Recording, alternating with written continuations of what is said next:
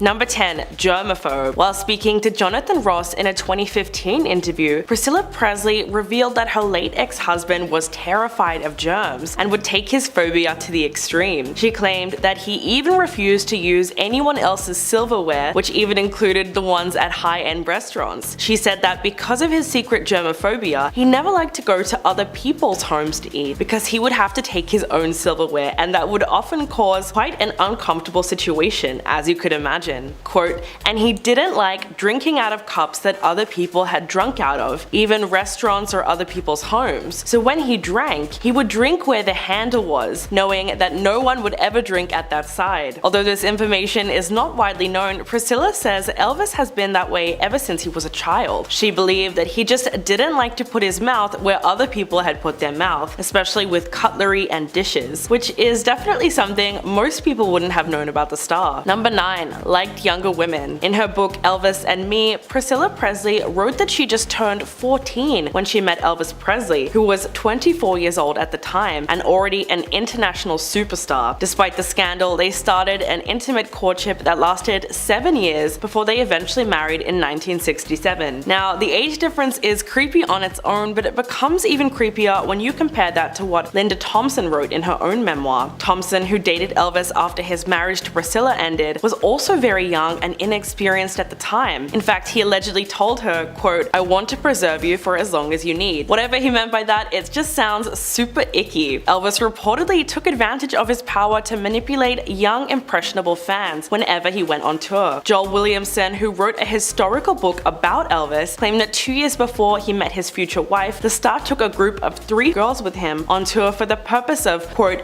pillow fights, tickling, and cuddling. Number 8. His vanity. Fame is a terrible drug that often pushes stars into the oddest methods of trying to stay thin and beautiful. Linda Thompson wrote in her memoir that Elvis's obsession with being slim would drive him to bizarre measures to keep the weight off, including an alleged 2-week period of sedation. That's exactly what it sounds like. Elvis mainly slept all day except for brief periods where he woke up long enough to go to the bathroom and eat a small portion of food before being sedated again and going back to sleep. She also claimed that he regularly did crash diets on just 500 calories a day. She also exposed his secret about why he constantly wore shirts with high collars. Apparently, he did it to conceal his neck, which he actually hated. She wrote that the whole reason he wore the trademark style was to keep his, quote, skinny little chicken neck hidden from the public. Then at age 40, Elvis allegedly opted for a facelift. Quote, there has been speculation through the years that Elvis has his eyes done or some other mystery procedure, but that mini facelift was the extent of his plastic surgery. Well, it seems like his ex-wife was really intent on revealing a side of him that was incredibly vain. Number 7. Pet chimpanzee. This one is really messed up. Billy Smith, who was a member of Elvis's entourage, openly talked about how Scatter, Elvis's pet chimpanzee, was essentially used as a party favor that they trained to harass women. It said that the chimp would often look for women at parties and grab onto their clothes. According to Smith, Scatter also drank heavily. Quote, he could down a fifth of liquor before you knew it. Smith remembered another time when Scatter was beaten by a woman at a party for misbehaving. There have been conflicting reports about what really happened to the chimp. Some state that he merely lost his life due to old age, but Smith speculated that Scatter was poisoned by one of the maids who was tasked with feeding him after he was abandoned by Elvis and the crew who were out on the road. Although it's unclear exactly how he passed, it appears as though Scatter took his last breath on his own after years of living the party lifestyle. The whole thing was really rather sad, as it seemed like Elvis and his friends used the chimp just to entertain themselves and discarded him when they went on tour. Number 6. Attacked his fiance. After Linda Thompson, Elvis briefly dated Mindy Miller before becoming involved with Ginger Alden, who was a full 20 years younger than him. It was only 2 months into their relationship when Elvis proposed to her and she accepted. The couple planned to walk down the aisle just a few months before Elvis's untimely death, and Alden even said how excited he was about their wedding and their future together as a couple. She revealed to Express that during his final days, quote, Elvis was looking forward to many things: marriage, more children, serious films, and his next tour. But Elvis was reportedly very manipulative when it came to women and could be extremely jealous and controlling. According to sources close to the star at the time, he could get very violent. His treatment of her was horrifying, and the pair constantly argued during their time together. After one particular fight, he allegedly asked someone in his entourage to pop the tires on Alden's car so she couldn't leave his home, and on another occasion, when she was driving away after an argument, Elvis reportedly aimed his weapon at her car and fired. Number 5. Allegations of racism. Last year, Quincy Jones revealed to The Hollywood Reporter that he always refused to work with Elvis because he was a racist. The musician, best known for producing Michael Jackson's albums Thriller,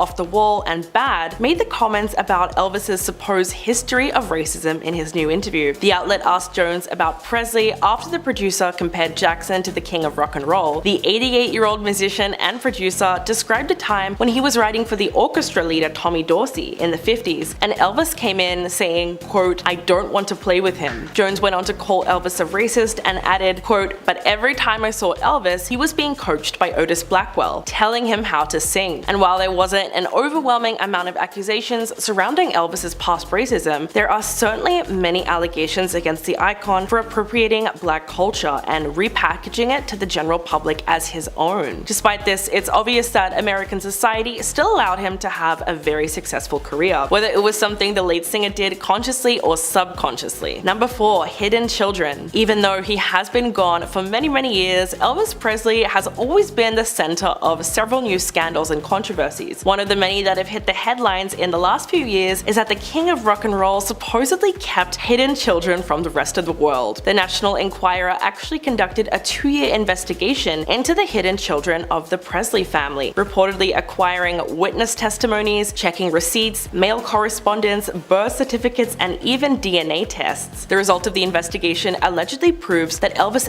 did have several additional children that were being kept away from the spotlight of Hollywood. In fact, multiple alleged mothers of Elvis's hidden children have come forward to tell their stories about how they met the star, and the stories have some strange similarities. One example is Desiree Romaine Presley, who is the daughter of Lucy DeBarban, and she claims that her mother was in a 24-year-long relationship with Elvis and was being kept away from the media. But the crazy thing is that Desiree's father is listed as Randolph Presley on her birth certificate, someone who allegedly worked at the Air Force Base in Oklahoma City. Number 3. Addicted to medication. It's not unheard of for celebrities to turn to substances as a way to cope with fame and just how crazy their lives become in the spotlight. But Elvis's alleged addictions could have had a very different origin when you look at the tragedy of his mother's passing. In 1958, he was drafted into the US Army, but went to Germany but had to return to the US less than 6 months later because of his mother's untimely death. Many people believe that this marked the beginning of the end for Elvis, who quickly headed down a path of self-destruction. As soon as he returned to Germany, it's reported that Elvis partied heavily and would often get into fights. During this time, he also started taking illegal substances to try and deal with the grief of losing his mother. This probably snowballed, and it's assumed that from that moment on, the misuse of substances played a major role in his life. Linda Thompson wrote several examples in her memoir about these incidents and says that she often found Elvis passed out in a bowl of chicken noodle soup under the influence of sedatives. She even says that doctors tried to hospitalize him for 2 weeks after misusing a combination of medication for far too long. Number 2. Why Priscilla ended things. Because she was only 14 years old when their courtship began, it's really no surprise that she missed out on a huge chunk of her adolescence. She told Jonathan Ross in 2015, quote, "I was kind of lost, really, in who I was earlier in my life. I really didn't have teenage years." After their first child, Lisa Marie, was born, Priscilla accused Elvis of not wanting to sleep with her after she had given birth. Elvis told her that he wanted her to recover, but Priscilla later wrote in her memoir that he had mentioned before they were married that he had never been able to make love with a woman who'd had a child. In fact, throughout their marriage, Elvis continued to cheat on Priscilla with other women, and she herself had her own affair with an owner of a dance studio. It's safe to say that their marriage never really recovered. They finalized their divorce in 1973, and she said that this was because her life was his life, which meant her problems were always going to be secondary. Years later, she admitted that she did not divorce him because she didn't love him, but because she had to find out about the world. She was clearly just way too young when they started seeing each other. Number 1. Erratic violence. In recent years, Linda Thompson has been pretty open about her time with Elvis Presley, stating, quote, "We all knew how dangerous Elvis's rage could be. Apparently, when she first noticed Elvis could get pretty angry was when someone reportedly stole personal photos of one of his ex-girlfriends with another woman. She claimed that he then decided to show off his samurai sword collection while under the influence of illegal substances and left her fearing for her life. Although she said that he was true to his word and he didn't in fact hurt her, she she was concerned because his talents were entirely impaired due to the narcotics. These were just some of the several times that his ex said that she worried about his boiling rage. Apparently, the musician even invested in a concealed carry permit to take the weapons on stage with him, including several that were actually stuffed into his shoes, just in case someone got a little bit too rowdy in the crowd. Even singer Tom Jones spoke about Elvis's love of weapons during a visit to his dressing room. Tom said that he noticed a loaded weapon just sat on the side and simply handed it to Elvis by wrapping it in a towel. Sounds a little crazy to me. Number 10. The Maui Fund Scandal. Now, who would have guessed that the woman famous for handing out cars on her talk show is being cancelled by the entire world? Why? Well, Oprah made a career-ending mistake when herself and Dwayne Johnson broke the one rule of being a billionaire. Don't ask poor people for their money. Last week, Oprah and The Rock announced that they would be starting a relief fund for the victims of the Maui wildfires. The People's Fund of Maui was given a solid $10 million to get off of the ground. $10 million donated by Oprah and Dwayne combined. So why is it just Oprah that's getting so much hate online? Well, it's because she has a net worth of roughly $2.8 billion. Billion with a B. The world is collectively furious at Oprah for having the audacity to ask working class citizens for charity when most people can barely afford to put food on their tables. The Rock and Oprah donated $5 million each to give the fund a head start.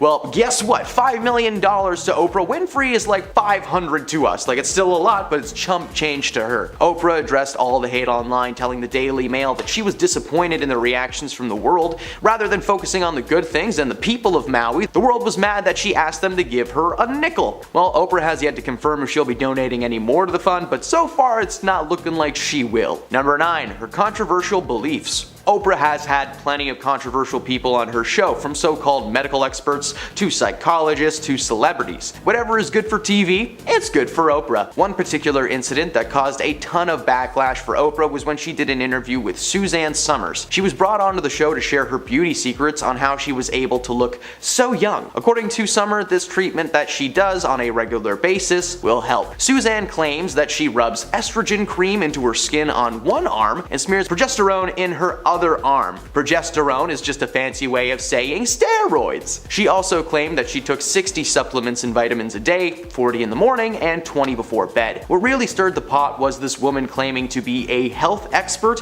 and a so-called self-help author. But surprise, surprise, a doctor she is not. Medical experts started bashing Oprah, claiming that this type of extreme hormone therapy would actually be the cause of several diseases and illnesses. You know, like cancer. Despite Suzanne's claim that her specially made, non-FDA approved bioidenticals are natural and safe, they're actually just synthetic conventional hormones that you can buy from a pharmacy. Oprah did everything in her power to sell this idea to her audience, believing 100% that these methods were useful, and even claimed that she used the methods herself to make herself feel incredible. So this lady would rather risk her audience getting cancer than just telling them the truth. Solid. Number 8. The free cars. Who could forget Oprah's famous words? You get a car, everyone gets a car! The moment was historical on her series and was parodied time and time again, and it still does to this day.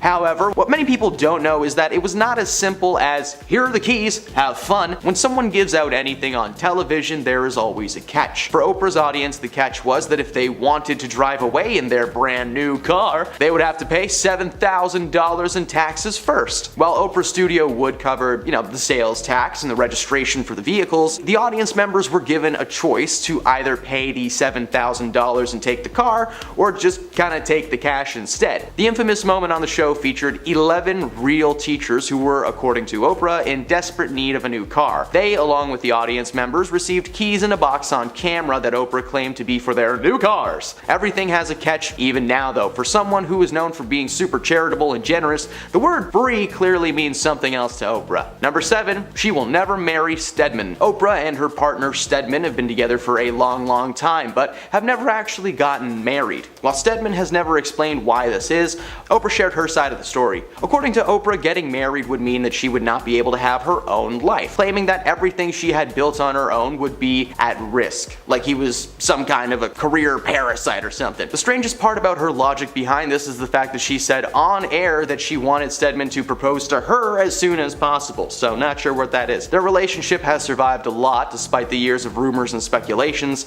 However, a source close to Oprah said that in her 4 years working with the show, she could tell that there was absolutely nothing there with Stedman. Oprah just wanted to portray herself as a woman who loves her man, you know? When in reality, Stedman probably has a house separate from Oprah's, but it's like 1/5 the size. Number 6, the NDAs. Confidentiality agreements are not uncommon in the world of Hollywood. Marvel will literally have someone take you out if even a single line leaks to the public. In Kitty Kelly's tell-all book about Oprah, the author mentions the confidentiality agreements that co-workers and guest stars were always made to sign. This included everyone from Tom Cruise to the person who made Tom Cruise's muffin. Over 500 staff members were forced to sign the document. One former employee, Elizabeth Cody, tried to write a book about her time working for Oprah, but she was apparently stopped by the courts, still being tied to the agreement that she had signed. The NDAs were not meant to be a way to keep just show secrets safe, but any and all of Oprah's secrets as well. According to Elizabeth, the document was signed by almost everyone in Oprah's life.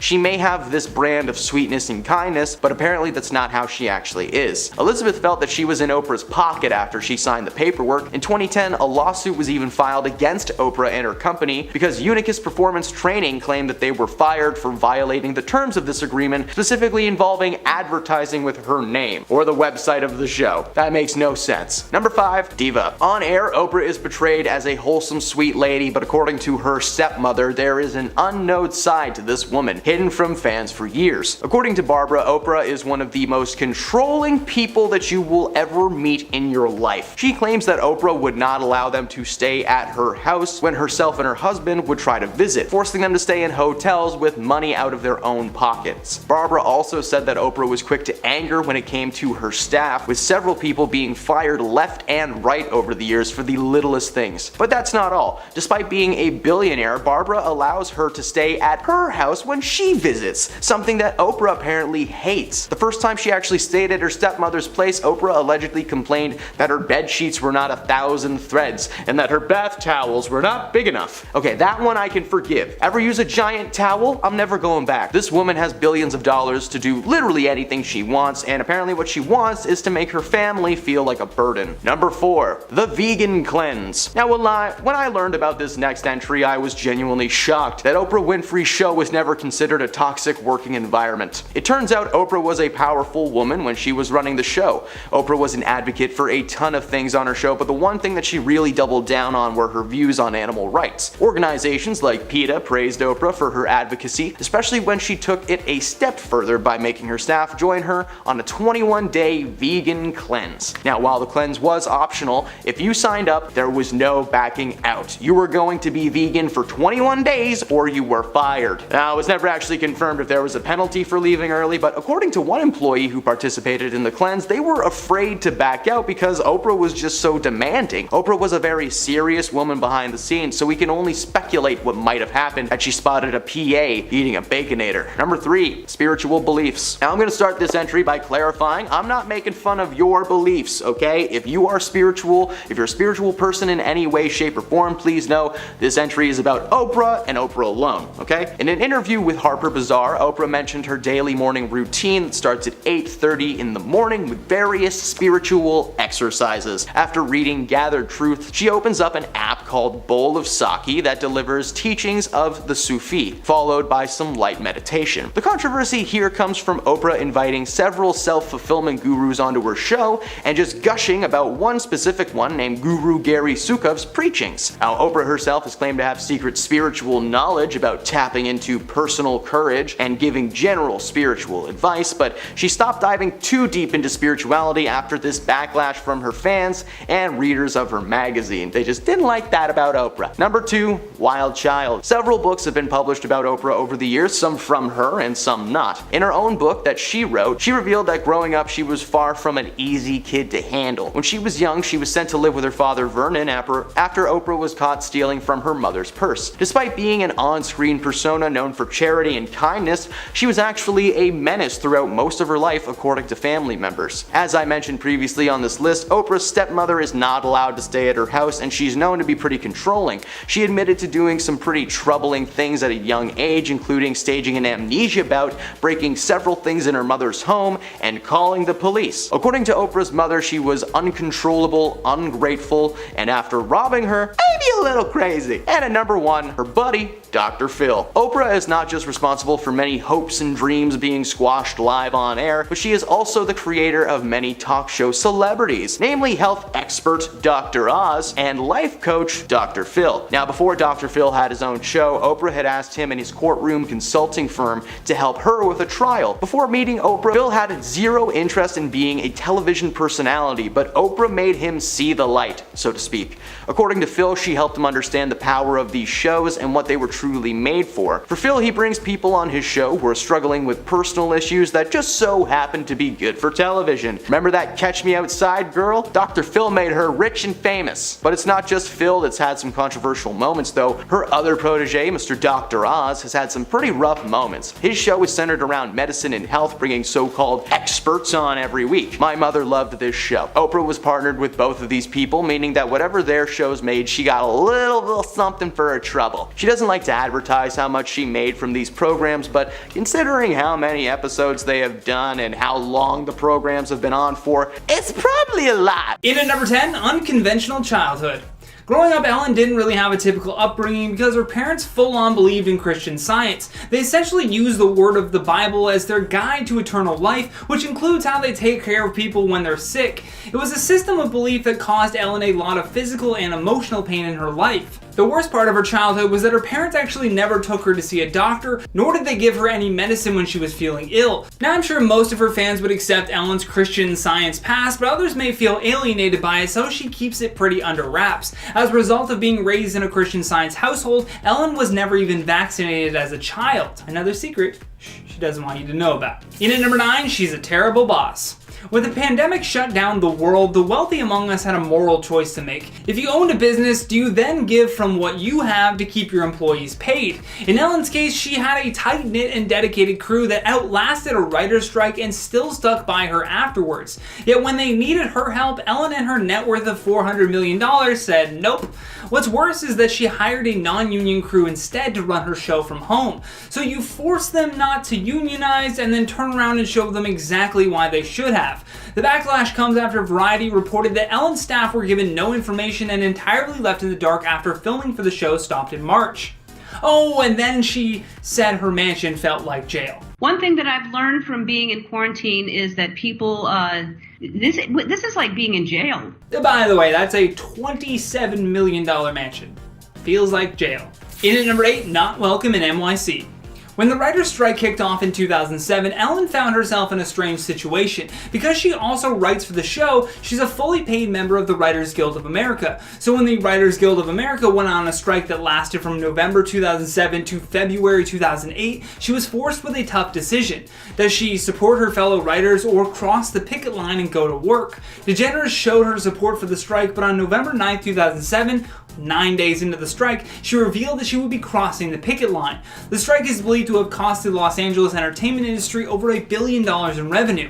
Following Ellen's decision, the show ran as usual, just without the opening monologue. Unfortunately for Ellen, the Writers Guild of America were furious. They even said that she was not welcome in New York City anymore. In at number 7, she has a mean streak. In Kathy Griffin's new book, Celebrity Run-Ins: My A to Z Index, she said, "I'm almost positive a certain beloved daytime talk show host once had me kicked out of a backstage dressing room at the Emmys Awards." She then goes on to say, "I can prove it, but this person who has short blonde hair has a mean streak that all of Hollywood knows about."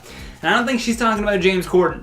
According to former employees of Ellen's show, this mean streak theory holds up. One insider said, "She's like Dr. Jekyll and Mr. Hyde. She's so nice to celebrities, but Ellen's demands that junior staffers don't speak to her, touch her, or even look at her." Turns out she's just rude to most people when the cameras are turned off. In at number 6, Ellen Not So Generous. In May of 2019, Ellen had country star Blake Shelton on the show and among other questions repeatedly brought up his relationship with Gwen Stefani. She then even gifted him with a large clock of the pair kissing that was supposed to encourage them to get married. The clock being a reminder that time is well ticking. Well, when he came back on the show in December of 2019, and other than him being embarrassed by again Ellen asking more questions about his personal relationship, we found out that he actually never received the clock. And Blake took full advantage of his time on the show to expose Ellen for not actually giving these gifts to her guests, but instead recycling them whenever she wanted. In at number 5, lies for good TV. When Dakota Johnson came on the show, we really got to see that Ellen is not afraid to lie if it makes for good television. First and foremost, she said happy belated birthday, then asked how it was because she didn't get an invite, which leads to Dakota calling her out on that lie. I just can't believe that on top of that, she also was rude to her the last time that she was on the show. Why would you want to come back after that? Now, either she's really forgetful or has lied so many times that she just can't keep track of it, because the next part of that interview was confusing to say the least. She then insists that she was never invited and even turns to her producer to clarify that there was no invitation. Her producer then says, "You were invited, but you were out of town at that thing." And then the plot thickens because that thing is coming up next. In at number 4, fame over values. So not only did Ellen lie about not getting a birthday invitation to Dakota Johnson's party, but that thing that she was doing out of town was even tweeted by her. She says, "Yes, that was me at the Cowboys game with George Bush over the weekend." Ellen was then blasted on Twitter for hanging out with former Republican President George W. Bush. Bush was the president for 8 years and fought against gay marriage. He even wanted to make a constitutional amendment in 2004 that would define marriage as a union of a man and a woman. I believe Walker had the best take on this though. He said, "Here's the thing, Ellen. George W. Bush is a war criminal who is responsible for death on a cataclysmic scale. It's not a matter of being friends with people with different beliefs. We all have those friends. It's about having a little perspective on the damage that he's done." Well said. In at number 3, publicity stunts. In a bizarre turn of events, in order to distract from the negative attention that attending a football game with a war criminal brings, Ellen just kissed Howard Stern. While on the show, Stern made note about how under fire she was over the George Bush photo. He then explains that he's on her side and that booking him was a great idea. Howard then suggests that if the pair were to kiss on television, it would switch the focus to them. The really hilarious part about all of this is just how open they are with it. Anyone with a brain can see that she's creating these publicity stunts to drum up controversy and get more name recognition. However, if you were to ask Ellen, she would never admit that it was all just a cover up to hide her mistakes. In at number 2, took money from school kids. In 1984, California voters approved the state lottery with an understanding that 34% of sales revenue would go towards education. However, in December, the company just gave Ellen a ton of scratch tickets to just give away to her audience. In fact, each audience member received a $500 bundle of scratchers tickets from the California State Lottery. Now, of course, they both saw this as a publicity boom, but a whistleblower from inside the company is suggesting that it was a misuse of funds. The total face value for these tickets was just over $200,000, and by just giving away these lottery tickets on her show, Ellen and the lottery company should be held responsible for that loss. The weird thing is that they even mentioned how the revenue from the tickets goes towards education in Los Angeles. Then she just turns around and accepts the gift with no money exchanged to the charity. Last but certainly not least, in our number 1 spot, Portia moved out. There have always been rumors that Ellen and Portia's marriage wasn't actually going well, and speculation would rise every time Ellen was seen not wearing her wedding ring. Although once being locked down in quarantine with each other and Ellen coming under attack recently for so many things, Portia has officially moved out. Instead of living in the home that they purchased together in LA when they got married, an insider source said that Portia has been living in Montecito Heights for weeks. The source went on to say Ellen tries to appease her by giving her whatever she wants, like her art company and buying any home Portia falls in love with. However, some time apart will do them good. They love each other so much, so I don't think they're about to give up on their marriage just yet. Number 10, therapist notes. As Amber Heard continues to try and defend herself despite no longer being on the stand, she said she has therapist notes that prove she was a victim of mistreatment by Johnny Depp. She revealed the information in her tell-all interview and has already started receiving backlash in regards to it. She said, "There's a binder worth of years of notes dating back to 2011, from the very beginning of my relationship, that was taken by my doctor who I was reporting the abuse to. The notes were originally not submitted into the trial as evidence, apparently due to fears of them being seen as hearsay. People on the internet seem to be accusing her of having written the notes herself. One person on the internet who claimed to be a therapist said, "I was a therapist for a decade. I worked in child protection and DV and hospitals. Therapists never write like this. We use short form notes, underheadings with lots of abbreviations and acronyms." And they're also pointing out similarities between Amber's own writing and the so-called therapist notes. Many people seem seeming to believe that the notes are totally fake. Number 9. $20K Airbnb. After the verdict was reached and Amber was ordered to pay $10.35 million to Depp, many people were wondering how she would be able to pay him, especially when her lawyer Elaine said in an interview that Heard definitely didn't have the means to pay it. So people were shocked when they found out where she had been staying during the trial. It was revealed that she was staying in an over $20,000 a month mansion in Virginia throughout the court proceedings. It's touted as one of the most luxurious private estates in the area, being 13,000 square feet in total and just a 25-minute drive from the courthouse. Witnesses reported seeing Heard at the property alongside her sister and daughter, as well as her entire security team. So while her net worth and her lawyer's statements make it seem like she doesn't have much to spare, she might have much more than we're aware of. Number 8. Aquaman struggles. After Amber's reputation was all but destroyed thanks to the public's and social media's involvement in the trial, many people were left wondering if she would be dropped from the upcoming sequel to Aquaman, which had already been filmed. Amber's defenders touting this as a big point of how the trial had apparently ruined her life, and attacking those who had caused it to seem that way. Well, as it turns out, her potential removal from the sequel was not the public's fault as many would want you to think, but instead her own. Amber herself revealed that her character wasn't even originally planned to be in the sequel, but that she had fought to have her character have a large role and be featured more prominently within the script. So as much as she might try to place blame on people on the internet for bullying her and ruining her career, she may want to just switch to movies that actually want her. Number 7. Jury's opinion. One story that came out immediately after the trial was that of an apparent juror who had taken to TikTok to share their experiences of being present in the courthouse. It appears that while Amber may have felt her performance on the stand was great, even though she couldn't get any tears out, people saw right through her, and the secret's out that she's maybe not a very good actress. They said that from the very beginning, they had a feeling that something was off about Amber, and that everything she was saying just had the aura of being untrue. We all saw during the trial the way she would sniffle with dry eyes, looking towards the jury to try and gain their sympathy. But the TikTokers said that they had seen right through it, and the constant eye contact and pleading had just made them all very uncomfortable, ultimately finishing it off by saying, "Amber Heard, what a crazy woman." Even her old acting coach said that when Amber was acting, she was never able to make herself cry. Number 6. The NBC Tell-All. People eagerly awaited Amber Heard's interview on NBC Dateline, where she was apparently going to reveal her side of the story. But as with everything surrounding the trial, the piece was immediately met with controversy and backlash, the majority of it coming from a small editing choice. When speaking out about people in toxic relationships, she said that they, referring to people in toxic relationships, don't have the resources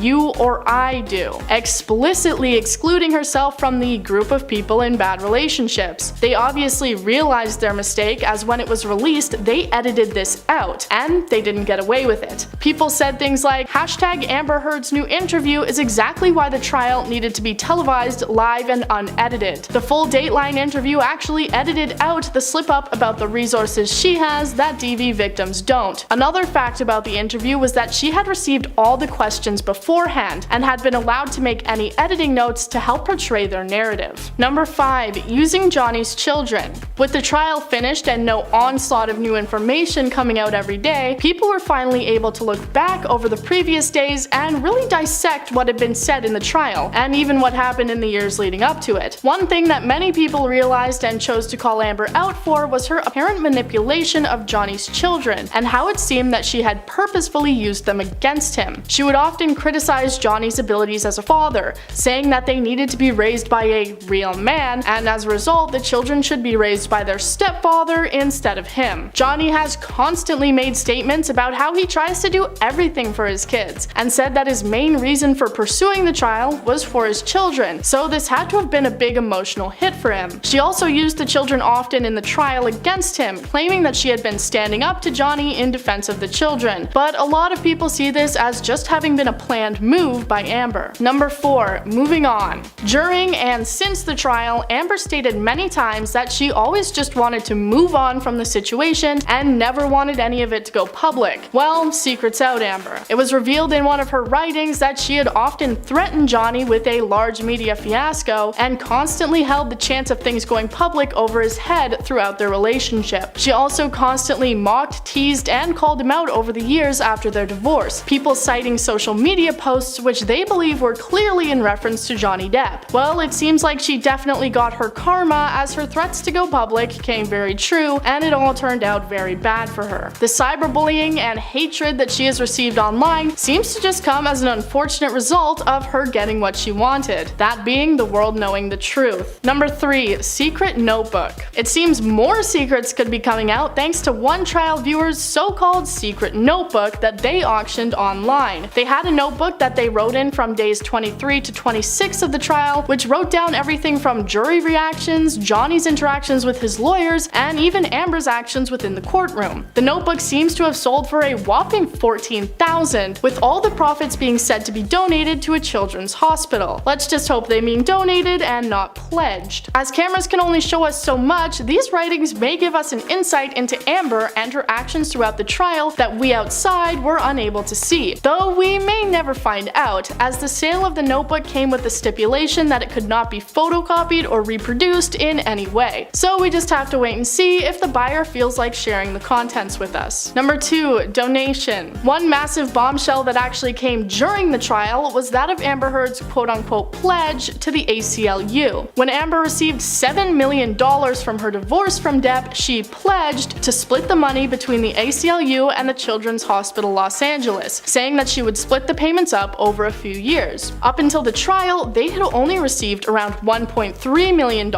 in separate installments, $100,000 of that actually coming from Johnny, and $500,000 coming from a separate account that many people believe to have been controlled by Elon Musk, whom Amber Heard had dated after she split from Johnny. So despite saying she had donated the money, she was lying through her teeth the whole time, attempting to defend herself by saying that she used the word pledge and donate synonymously. Well, you'd be the only one to do so, Amber. This was a massive part of the trial, as it called into question just how many other things Amber might be trying to hide. Secrets out, Amber, you're not so great at keeping secrets. Number 1. Bruises. One main point of the trial was when Amber Heard testified to having had bruises and injuries as a result of Johnny Depp, many people accusing her of having used makeup in order to create the illusion, but she strongly testified against this, until she didn't. Her even accidentally referring to the makeup kit she used to quote-unquote cover the bruises as a bruise kit. Many people took to social media, and more specifically TikTok, in order to break down what she had been saying and expose her for lying. First coming for the method she described having used to cover up the bruises, which was entirely incorrect and out of order. But the final nail in the coffin of this lie came when people looked at photos, which showed the supposed makeup palette she had referenced using. People were able to find the exact palette that she had been using, which is literally sold as and called a theater bruise and abrasion kit. Looks like the lying cat's out of the bag on that one. Starting off this countdown in no particular order, we have Woody Harrelson. Woody Harrelson's dad, Charles Harrelson, was an American hitman and organized crime figure. Yes, you heard me correctly. Beloved actor Woody Harrelson had a father who was a cold-blooded killer. He was just 7 at the time when his father first went to prison. It's said that he was responsible for the deaths of at least 20 people. In 1979, that is when Charles committed his biggest kill of all time. He took out a federal judge by the name of Judge John H. Wood Jr. He was the first federal judge to be killed in the 20th century. He was paid $250,000 to kill off this judge. It was because a drug dealer was about to be sentenced by this judge, who was known as Maximum John, because he always gave out really harsh punishments to drug dealers. So he got Charles to knock him off for him, but this landed him behind bars and in solitary confinement. He was there until he was 69 when he died from a heart attack. Obviously, Woody does not want to be defined by his father's actions. In our 9th spot, we have Wen Phoenix. Walkin is one of the few actors who actually grew up in a cult. He was born into the commune of Children of God, but when he was 4 years old, his parents managed to escape the cult and move. That's actually why they changed their last name to Phoenix, as it symbolizes rebirth, since they were able to leave this cult and start a new life. Unfortunately, he also lost his brother at a young age. In 1993, his brother River Phoenix died from an overdose. Walkin witnessed this happen, and he was the one that called 911. In our 8th spot today, we have Phil Lewis. Phil Lewis is best known for his role of Mr. Mosby on The Sweet Life of Zack and Cody, and I freaking love that show. Like, it was honestly my childhood. Well, before his Disney Channel days, he actually killed someone. In December of 1991, Lewis fatally hit a 21-year-old woman. She passed away from her injuries from the hit. It was found that Lewis was driving while intoxicated. His blood alcohol levels were 3 times the legal limit of intoxication. As a result, he was convicted of a DUI as well as manslaughter. He was sentenced to 5 years in prison, 2 years probation, and 350 hours of community service. But he managed to only serve 1 year in prison. I guess Disney was able to overlook his past when he auditioned for Mosby on the show. In our 7th spot today, we have Tim Allen. Now, if you look at Tim Allen, you think, aw, he's such a family man. I love Home Improvement and Toy Story. He's a great actor. Well, Tim Allen actually had quite a dark past before he got into acting. In 1978, Allen was arrested for attempting to traffic more than 650 grams of coke. He was arrested in Kalamazoo Battle Creek International Airport. Now, he actually would have served a lifetime in prison, but he avoided this by giving police information about other dealers. As a result, his sentence was reduced to 3 to 7 years. He ended up serving 2 years and 4 months in prison and then was granted parole in 1981. I guess that's why they say don't judge a book by its cover, because he looks like a wholesome dad, not a drug trafficker. In our 6th spot, we have Jack Nicholson. In 1974, Time magazine discovered that Jack's sister, June, was actually his mother, not his sister. How wild is that? So June was only 17 when she became pregnant with Jack, and she wasn't married, so her parents agreed to raise the child as their own, with Jane and Lorraine acting like his older sisters. So his parents were actually his grandparents, and his sister Lorraine was his aunt. In regards to his dad, we don't know for sure who is his dad, but some say it was likely June's manager. Other sources claim June really just doesn't know who the father was. By the time Jack found this all out, his mom, June, and his grandma had already passed away. Imagine how that would have changed his life. Like, he was raised on a lie. We are now at our 5th and halfway mark with Shawn Penn. A number of women have come forward saying that Shawn Penn has been aggressive towards them. In fact, he has mistreated a number of his partners, including Madonna. They were married from 1985 to 1989. While in December of 1988, Penn allegedly tied Madonna to a chair and held her hostage for 9 hours and apparently hit her multiple times. When he untied her to let her use the bathroom, she fled to the police station. One officer said, and I quote, "Madonna staggered into the station. She was distraught, crying, with makeup smeared all over her face. I hardly recognized her. She had obviously been struck." Shawn was charged with inflicting corporal injury and traumatic conditions on Madonna, as well as battery. But Madonna withdrew her complaint a week later and has rarely commented on it since, which is quite odd. Why would she say that he harmed her and then retract the statement? So who knows what really happened? Moving on to number 4, we have Leighton Meester. Now, I personally did not know this, but Blair Waldorf, aka Leighton Meester, wasn't always the queen bee of Manhattan. In fact, she was born in prison. Basically, her mom was serving a sentence after smuggling a lot of marijuana out of Jamaica with the help of Leighton's dad and Aunt Judy. All of them ended up behind bars. In fact, her aunt managed to escape prison and became America's first woman on the US Marshals 15 Most Wanted list. How insane is that? In the end, Leighton's grandmother raised her while her mom served 16 months in prison. Thank gosh she didn't follow in her family's footsteps. In our 3rd spot, we have Christopher Walkin. Christopher Walkin was involved in a death that is just shrouded in mystery. On November 29th, 1981, 43-year-old actress Natalie Wood was found dead floating face down in the Pacific Ocean. She was on a yacht with her husband Robert Wagner and Christopher Walkin when this happened. The thing is, no one really knows what happened to her. Some say she slipped off the deck and fell into the water, while others are convinced that her husband or Christopher Walkin had something to do with it, or that they know what happened. One theory is that Natalie and Christopher were having an affair, Wagner found out about it, got mad, and pushed her off the yacht. Now, Wagner seems to be the prime suspect, but many people think that Walkin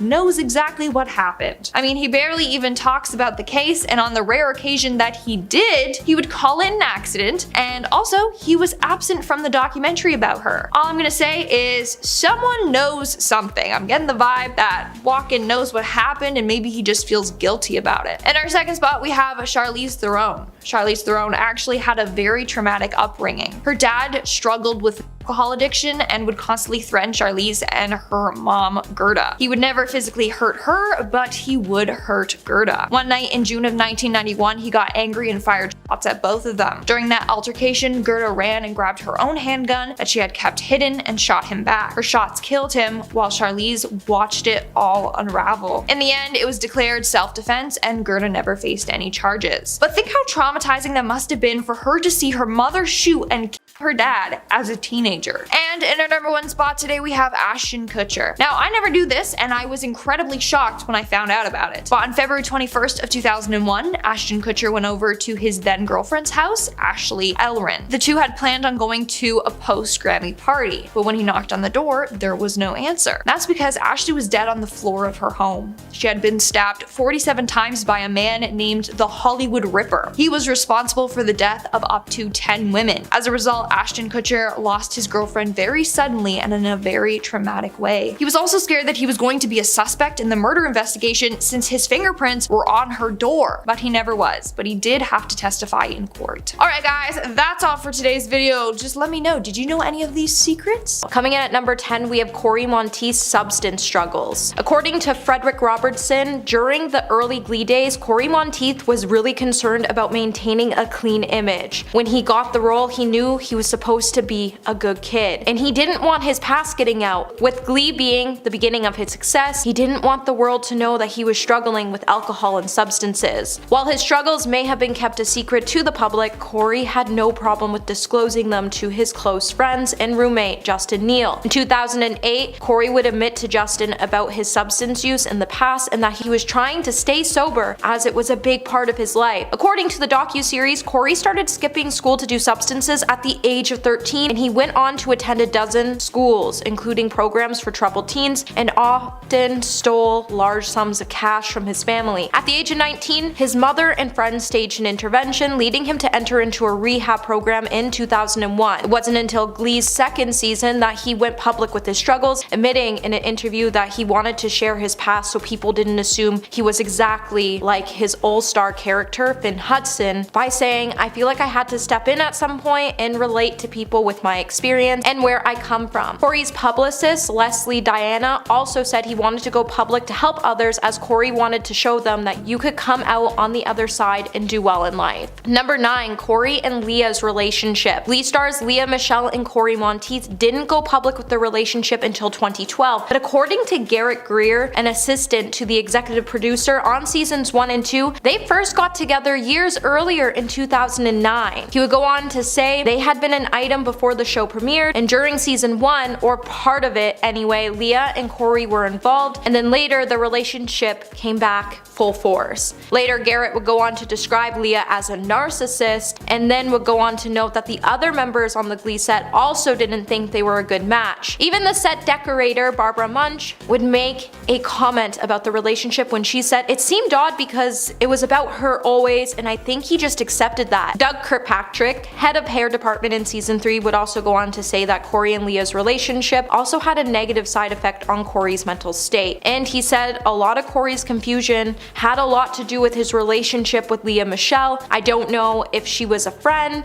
I think she was involved with him because he was on a TV show." Patrick Chinzel, a key assistant location member, would also ask the ultimate question if that Leah was good for Cory, and then he would go on to say, "I hope so. I would think so. I know other people who say maybe." That wasn't necessarily true. It seems like people didn't really understand why Cory was dating Leah, and many felt like she wasn't good enough for him. Hey my little peaches, are you liking this video so far? If so, don't forget to give it a thumbs up and subscribe to the channel. Coming in at number 8, we have Naya Rivera and Lea Michele's hated each other. If you were a fan of Glee, or you watched just one episode, then you would know it's no secret that Naya, who played cheerleader Santana, and Leah, who played the dorky Glee girl no one liked, Michele, were at odds most of the time, but you may not know they were at odds in real life as well. Naya herself, who passed away in an accident while she was boating in 2020, wrote about the friction in her 2016 memoir, Sorry Not Sorry, and would write, "One of the Glee writers said that Leah and I were like two sides of the same battery, and that about sums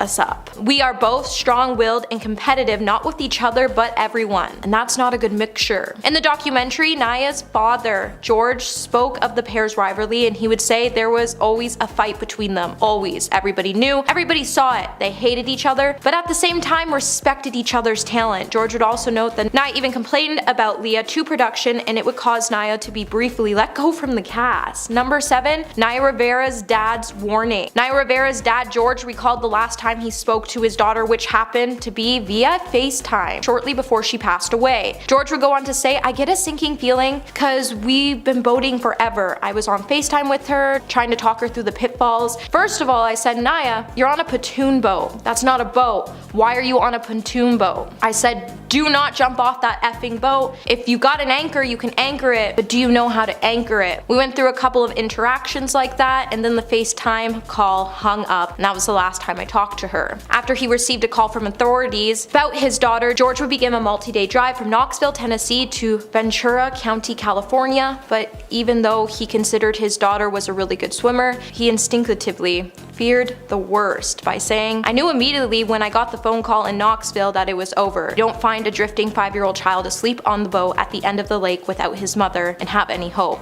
I had no hope. And speaking about his grief, he would also say, I don't process it. I don't know what everyone else does, but for me, it's as fresh today as it was 2 years ago. He would also later add that Nia knew she was on a really good show with lots of tragedies, and that he didn't know if you could equate that to fame, but he thought it had something to do with it. Number 6, fame. Corey Monteith's former roommate Neil said that Corey struggled with fame as Glee's popularity skyrocketed and the show's fandom intensified by saying there was a period where it seemed Corey was getting more and more isolated. He just got to the point where he just hated fame. He said, I'm just so tired, I want to rest a bit, I'm sick of singing these songs, and I remember him specifically saying, I wouldn't wish fame on my worst enemy. Neil then continued to say, I'd seen the fame, but I didn't realize how hard it was until then. I think with that level of fame, you lose sight of who you are to every single person. He wasn't Corey anymore, he was now Finn. We just knew he wasn't in the best place. Neil would also add in the second episode in the documentary The Price of Glee that Corey became frustrated with Glee's demanding schedule and wanted more freedom with his career as he had to turn down movies and he was becoming more neurotic and isolated. However, Neil did know as much as he didn't like fame, he knew how lucky he was and never took that for granted. Number 5, the competitive cast. The cast members in Glee were all relatively unknown before they appeared on the show, and as they begun to become a household name, their social media pages also started to take off. As Glee increased popularity, so did its stars. When the cast members' social media began to rise, they were all poised to dominate emerging platforms, but their competition wasn't always friendly according to the docu-series commentators. Doug Kirkpatrick, who was head of the hair department in season 3, would note that he would often see the actors gathered talking about how many people they acquired as followers and that it quickly became a competition. He would also say, in the beginning, they had to tweet every day, and it was Leah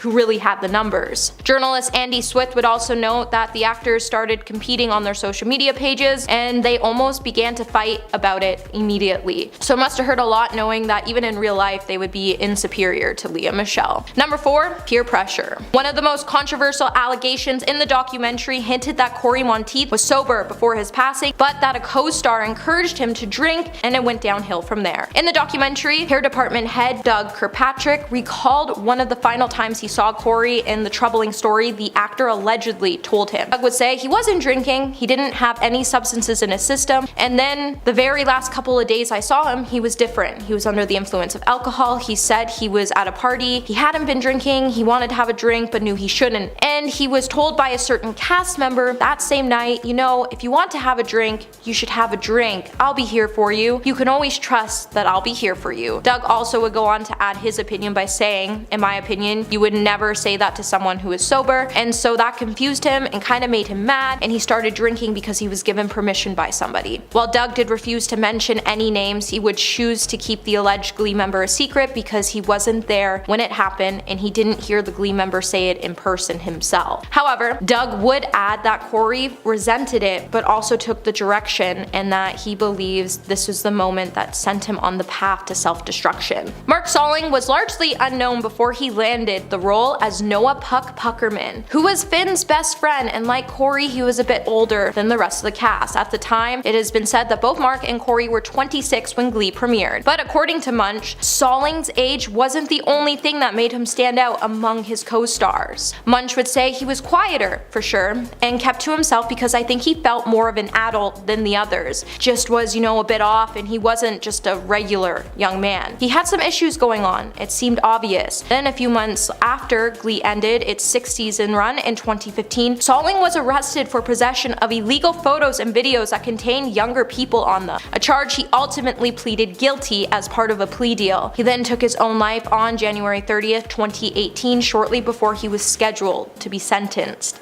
Even Glee director of photography Christopher Baffa from seasons 1, 2, 3 would say Salling's offset behavior didn't jive the person he experienced, but he acknowledged that actors are typically on their best behavior once they get around the crew. How did he get there? He was a great guy. What happened? I don't know. Number 2, forced return. While creator Ryan Murphy now believes Glee should have ended after Corey's passing, at the time he largely left the decision up to Leah Michele, with various options on the table including a 6-month hiatus or canceling the show altogether. Leah chose to return to work just 2 weeks after her boyfriend and co-star's passing. Back in 2013, Leah would tell Ellen, "I said we have to go back to work, we have to, they're my family." However, many of the cast members interviewed in the docuseries were not supportive of this call. Jodie Tanka said it was only a couple of weeks. All of the actors had just pulled themselves together to get back to work. Everyone was kind of forced to. J.A.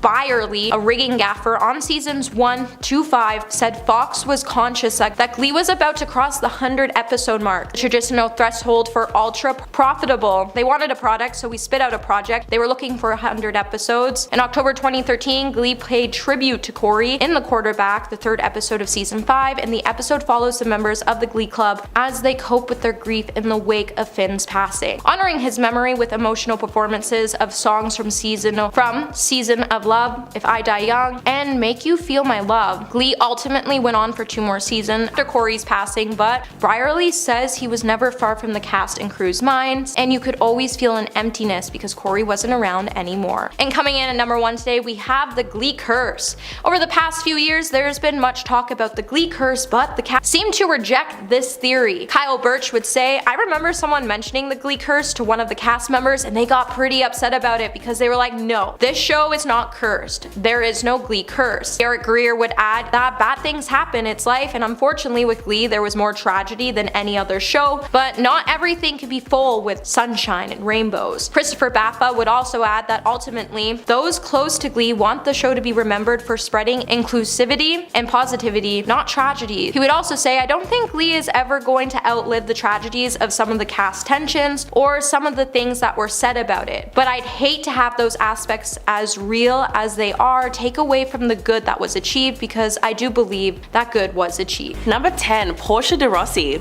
In her 2010 groundbreaking memoir, Unbearable Lightness, Portia de Rossi reveals the pain and illness that haunted her for decades, from a time she was a 12-year-old girl working as a model in Australia through her early rise to fame as a cast member of the hit television show Ally McBeal. She also detailed her struggles with and while living in the public eye, and recounted how she survived on 300 calories a day and took 20 laxatives daily, trying to maintain a weight of 82 pounds. According to her memoir, Portia both starved herself and putting her life in danger and concealing from herself and everyone around her the seriousness of her illness, and described the elaborate rituals around food that came to dominate hours of every day. The actress did this all while terrified that the truth of her sexuality would be exposed in the tabloids, and revealed the heartache and fear that comes from living a life in the closet, which was only magnified by her unrelenting desire to be thinner,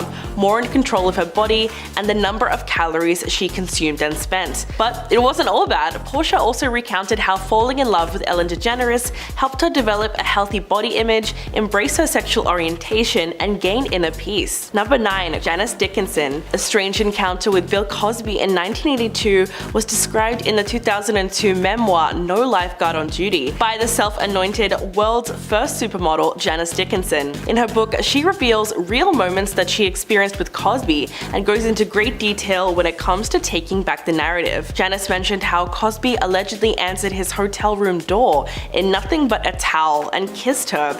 He then took her to dinner and suggested that she follow him back upstairs. The memoir was pretty explosive at the time and would come back into relevance in 2018 when she chose to testify in court to Cosby's crimes. The comedian was once known to millions as America's Dad, famous for his clean brand of family comedy and his award-winning work with children's programming. So Janice's memoir really did help expose Cosby's double life, as eventually more than 50 women came out claiming that the star slipped them illicit substances and took advantage of them while they were unconscious. And in April of 2018, an 80-year-old Cosby was sentenced to 3 to 10 years in prison, although he would eventually be released in 2021. Number 8. Corey Feldman. In his deeply personal 2013 memoir, child star and teen heartthrob Corey Feldman exposes the darkness that loomed behind his rise to fame. Although he undoubtedly had a successful career, famous friendships, and high-profile relationships, Corey reveals a side to his star-studded life that no one knew about, and it's full of tragedy. He came from a broken family that he emancipated himself from at the age of 15.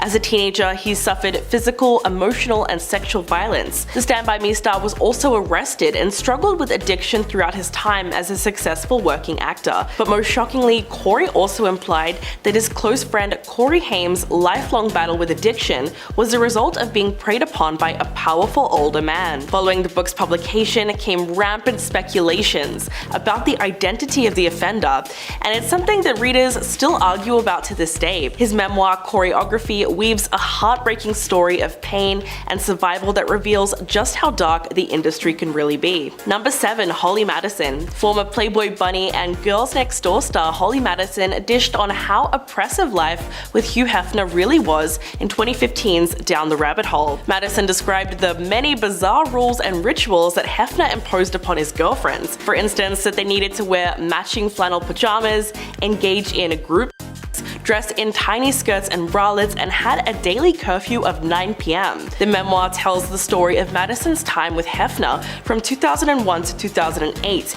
and its aftermath. She goes into great detail about the reality of her life behind the cameras, how her depression in the Playboy mansion reached harrowing depths, yet she felt trapped there. She also opened up about her unwillingness to admit to anyone how sad she really was, and Hefner's emotional control over her. The book also explores her time on the reality show The Girls Next Door and the weirdness that was pop culture in the early 2000s. When speaking about her book, Holly said, quote, "I felt like I had something to say about being in the midst of that whole thing that was going on where Paris Hilton and Jessica Simpson and Kendra was so celebrated, and I was a part of it too, for being dumb on TV. Part of the reason I wanted to write the book was to show the other side of it," which goes to show you just how much of it was all for the cameras. Number 6. Shania Twain. The Grammy-winning country singer confronted her childhood demons when she wrote her 2011 memoir, From This Moment On, describing how her stepfather Jerry was physically, sexually, and verbally violent towards her and her mother Sharon. In a frank and often shocking autobiography, the singer reveals graphic and personal details about her rags to riches story and the price of ambition and success. Throughout her memoir, it also became clear that Shania experienced a harrowing degree of poverty and hunger. For instance, she claimed that sometimes there was only bread and mustard for her and her 4 siblings to eat, and they often wore plastic bread bags to cover their shoes to protect their feet during winter, and regularly went to school without lunch. The singer also had to deal with a double betrayal in her life. She wrote about the heartache that she went through when she found out about the affair between her husband of 14 years, Robert Lang, and her best friend. As a result, Shania became so distraught that she literally lost her voice to spasmodic dysphonia, which left her unable to sing. So her memoir explores how she worked through all that heartbreak. Number 5. Sharon Stone. She became a Hollywood icon and a household name after her role in Basic Instinct, and in a 2021 memoir, The Beauty of Living Twice, she finally reveals the vulnerability behind her femme fatale persona. She goes into great detail about her experiences in Hollywood, like how she was tricked into that famous shot in Basic Instinct, and ill-equipped for fame when it finally came to her. She was also routinely taken advantage of in the male-dominated film industry. She claims that the filmmakers were not entirely honest about what they captured with the camera, and so they didn't have her complete consent to put that scene in the film. Quote, "I do think we have to create a think tank that really addresses what is a crime, what is a felony, what is consent. The name of her memoir actually comes from a life-changing brain hemorrhage that she suffered in 2001 that almost killed her. It left her without the basic ability to function, and she ended up losing her family, her career, and a huge part of her life, which she had to start again from the ground up. Stone also talks about how she went through a childhood of and violence to a career in an industry that actually brought back a lot of those memories for her. Although in Hollywood, it was all hidden under the cover of money and glamour. Number 4, Leah Remini. A former longtime Scientologist, King of Queens star Leah Remini opened up about her experiences in the church in her 2015 memoir, Troublemaker. As a teenager in the church's Sea organization, Remini said that she was reprimanded for sunning by the pool at the Scientology-run Sandcastle Hotel in Florida, and as a punishment was taken out to sea on a boat, thrown overboard, and nearly drowned by a group leader. Not only that, but she was also once fined $40,000 after confessing to stealing food from the headquarters 20 years earlier. In her memoir, Leah also made some shocking allegations about several well-known Hollywood celebrities. In fact, she recalled a time that her and her husband, Angelo, spent time at Tom Cruise's Beverly Hills mansion when he invited a group of well-known Scientologists and other celebrities, including the Smiths. She actually called Will and Jada Pinkett Smith famous friends of the church, and even mentioned the Scientology school that they opened, revealing that despite Jada's denial, she is indeed good friends with Tom Cruise and an active member of the controversial religion. Number 3, Jeanette McCurdy. Described as both heartbreaking and hilarious, iCarly star Jeanette McCurdy's bluntly titled memoir, I'm Glad My Mom Died, gives fans a glimpse into what really went on behind the cameras, something that up until now fans have only been able to speculate about. Jeanette exposes her traumatic experiences on Nickelodeon and the disturbing truth about how she was mistreated by her mother, who pushed her to be a child star, noting that the persona she was known for throughout her youth and her young adult life was a front forced upon her by her mom, who, in addition to everything else, was extremely physically inappropriate with both her and her brother, even when they were teenagers. Jeanette also discusses the perils of young fame and reveals that she developed anorexia as a child, and talks about why she ultimately quit acting altogether. She also details numerous instances where she felt exploited as a teen actor, both on and off set. The actress refers to the person behind the demands as simply the creator throughout the memoir, never naming them. She simply describes them as mean-spirited, controlling, and terrifying, calling a time when she was filming an episode of iCarly that he insisted that she wear a bikini instead of a one-piece swimsuit, which she preferred. The revelations in her new book are absolutely shocking, and they really expose the traumatic experience of being a child star. Number 2, Christina Crawford. At the height of her fame in the 1940s, Joan Crawford had a considerable reputation to uphold. She won a 1945 Best Actress Academy Award for the lead role in Mildred Pierce. She lived in a beautiful house in Brentwood, LA, and used her wealth to adopt and raise 4 children, including Christina Crawford. For all of this, Joan was celebrated in the public eye and had extensive magazine spreads about her happy family life. But to her daughter, the facade was a complete lie, and eventually her frustration at the discrepancy between her mother's private existence and her public reputation bubbled over. In 1978, she published Mummy Dearest, which told the truth about her mother's character, that she was a sadistic perfectionist. It was the first tell-all celebrity memoir to talk so openly about childhood and subsequently was a worldwide sensation upon its release.